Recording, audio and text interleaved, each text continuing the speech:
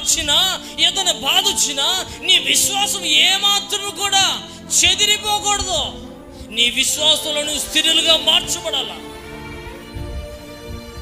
మనకి ఏదైనా శ్రమ రకాలే పక్కన మీద ఆధారపడదు, అది విశ్వాసం కాదండి, అది నమ్మకం కాదు. అది దేవుడు అంటున్నాడు, నీవు విశ్వాసంలో స్థిరులుగా మార్చబడాలని ప్రభు చెప్తున్నాడు. ఈరోజు ఏమవ్వాలంట?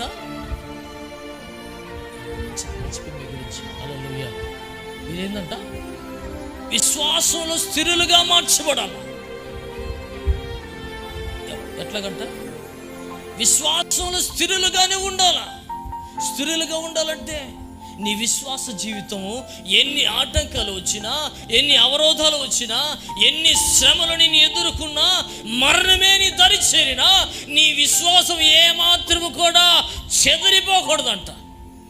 అది విశ్వాసం. హల్లెలూయా.